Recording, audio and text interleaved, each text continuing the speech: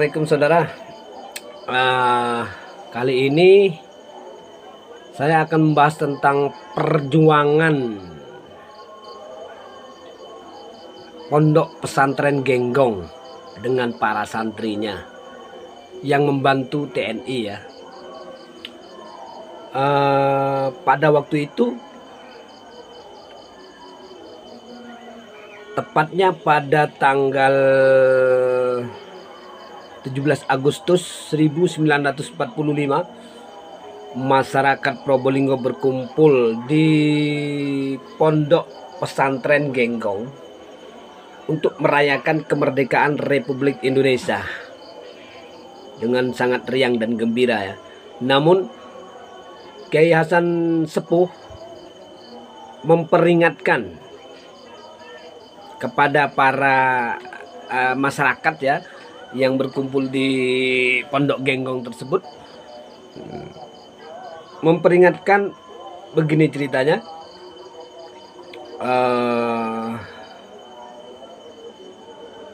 Tolong jangan gembira ria dulu, tolong jangan euforia dulu. Kalau bahasa sekarang euforia ya, bahasa modern itu euforia. Jangan bergembira dulu, karena perjuangan kita masih akan terjadi atau masih panjang nantinya ya. Perjuangan kita akan masih panjang dan akan masih ada perang lagi yang akan terjadi di Probolinggo setelah ini. Jadi jangan terlalu gembira mendengar berita bahwasanya negara Republik Indonesia sudah merdeka. Nah, perkiraan 17 Agustus tahun 1945, perkiraan atau apa ini ya, nalar Kiai Hasan Sepuh terbukti benar dengan adanya penyerbuan pasukan Nica dari setelah mendarat di Surabaya, kemudian mendarat di Pasir Putih. Lalu Belanda menurunkan segala peralatan tempurnya semacam tank, truk dan lain-lain, juga personil tentaranya untuk menyerbu Besuki, Situbondo, dan menduduki kota tersebut untuk dijadikan titik awal agresi militer mereka. Kemudian setelah itu Belanda membelah kekuatan menjadi dua. Pertama, menuju ke Jember dan Banyuwangi, yaitu pasukan putih ya. Pada waktu mereka memakai sandi merah dan putih. Pasukan putih menuju Banyuwangi dan Situbondo dan Banyuwangi dan Jember. Namun pasukan tersebut kalah total terhadap perjuangan masyarakat Banyuwangi ya pada waktu itu. Kemudian yang satu lagi yaitu pasukan merahnya menuju ke Probolinggo dan Lumajang. Nah, di Probolinggo dan Lumajang, ketika mereka rombongan pasukan ini masuk ke wilayah Probolinggo, pada waktu itu dihadang oleh pasukan Laskar Rakyat Python di tempat sebelah timurnya PLTU sekarang ya, di sebelah timur PLTU atau gunung yang terbelah itu apa itu namanya, daerah mana itu ya, lupa saya sudah. Intinya perbatasan Probolinggo dan Situbondo. Kemudian para pejuang kita yang menghadang pasukan Belanda di Python itu mengalami kekalahan dan dibantai habis-habisan oleh Belanda di areal PLTU saat ini. Kalau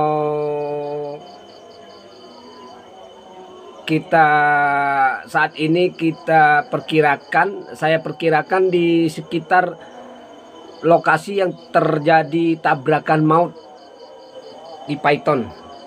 Intinya di wilayah PLTU Paiton, mereka dibantai habis-habisan oleh pasukan Belanda yang berjuluk Nica, ya.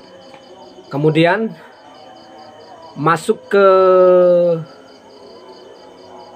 kota Kraksan dari Paiton. Setelah dapat menaklukkan Paiton dan menduduki Paiton pada waktu itu dengan menggunakan bekas stasiun kereta api Paiton dijadikan sebagai markas oleh Belanda. Kemudian Belanda masuk ke kota Kraksan. Nah, di Kraksan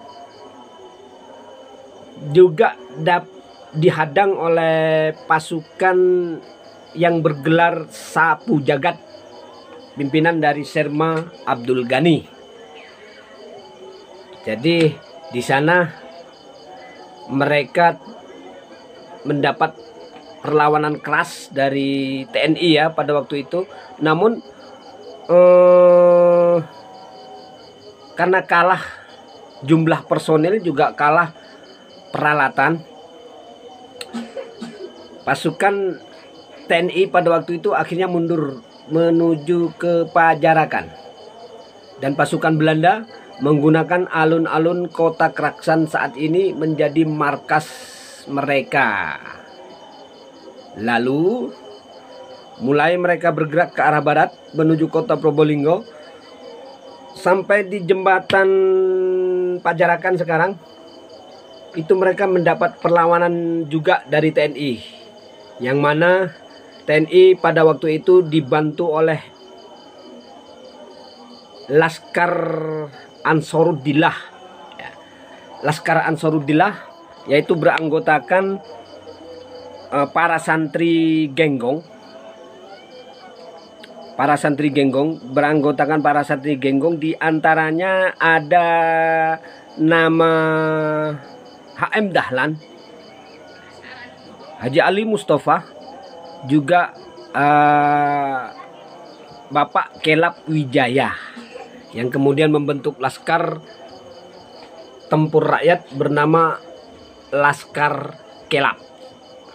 Berikut video dokumenter perjalanan pasukan Belanda menuju ke Probolinggo dari Situbondo lewat di Besuki, kemudian Paiton, Kraksan, dan Pajarakan, Gending, dan Probolinggo. Tak lupa dalam perjalanan mereka bukannya lancar ya, namun mereka menghadapi pencegatan yang dilakukan oleh pasukan TNI, juga laskar-laskar tempur rakyat, mana kemudian pasukan Belanda memuntahkan mortir-mortir dari tank mereka sehingga menimbulkan kerusakan-kerusakan yang parah di setiap kota yang mereka lewati. Menyadari hal itu, kemudian masyarakat merasa tidak aman lagi ya, karena mendengar pertempuran di kota-kota yang dilewati oleh Belanda. Kemudian mereka atau masyarakat mengungsi ke tempat aman atau ke desa-desa.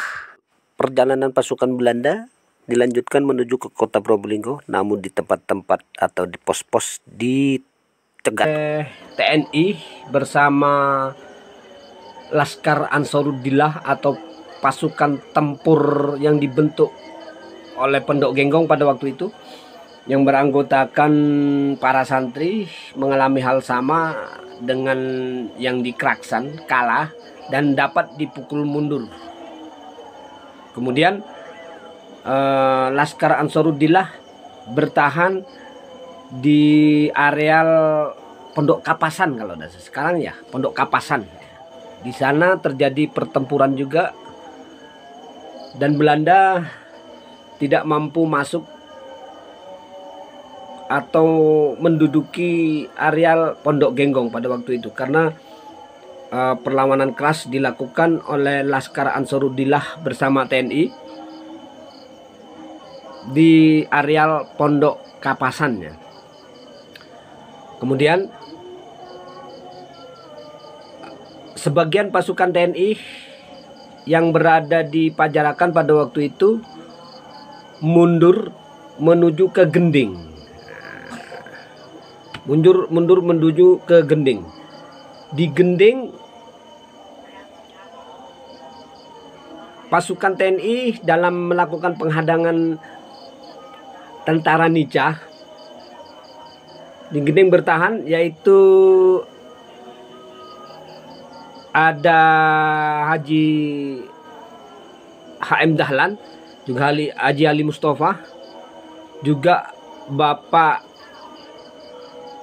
Kelap Wijaya, dibantu oleh Laskar Tempur Maron yang dikomandanin oleh Asmali. Asmali yang pada saat ini di Maron dibuatkan tugu bagus ya, Asmali namanya. Di sana mereka bertahan, namun tetap juga kalah personel, juga kalah peralatan perang. Akhirnya Belanda dapat menguasai Gending dan menjadikan pabrik gula Gending sebagai markas mereka di wilayah Gending. Markas Belanda, Nica ya, di wilayah Gending. Bertitik pusat di Koramil 0820 Sebaung. Ya, saat ini ditempati oleh sebagai markas Koramil 0820 Sebaung. Berkedudukan di sana. Itu Belanda. Kemudian pasukan-pasukan Laskar dan TNI mundur ke pedalaman atau ke wilayah Maron, berkumpul jadi satu di wilayah Maron pada waktu itu. Juga di wilayah Klenang Kidul. Nah, berkumpul di sana, kemudian membuat markas utama atau kantong pertahanan yang sekarang menjadi kantor kecamatan Banyuanyar. Yep. Di sana ada bukti sejarahnya. Juga di Klenang Kidul ada bukti sejarahnya. Keterangan ini saya dapat dari saksi sejarah atau pelaku sejarah, yaitu HM Dahlan, juga Haji Ali Mustafa. HM Dahlan sekarang sudah almarhum, sedangkan Haji Ali Mustafa saat ini masih sehat bugar ya. Namun ingatannya sudah mulai memudar. Kemudian Belanda terus bergerak setelah menguasai Gending, terus bergerak ke arah barat, ke arah kota Probolinggo. Nah, lalu di Gunung Bentar dilakukan penghadangan oleh pasukan prajurit Siaman, juga prajurit Mustafa Kamal dan lain-lain, yang nasibnya juga sama, terdesak mundur ke wilayah Dringu. Di sana juga terdesak lagi mundur masuk ke kota Probolinggo. Kemudian tepatnya di perempatan Kecapan yang saat ini ada berdiri patung Siaman. Disitulah beliau gugur ditembak oleh Belanda. Kemudian Belanda mengobrak-abrik kota Probolinggo dan menguasai atau dapat menduduki markas besar TNI pada waktu itu. Markas besar TNI menggunakan Benteng Mayangan sebagai markas besar TNI pada tahun 1947. Iya. Nah, itulah saudara, cerita saya tentang perjuangan berikutnya atau sambungan ceritanya akan Anda saksikan setelah video ini. Wabillahi taufiq wal hidayah. Wassalamualaikum warahmatullahi wabarakatuh.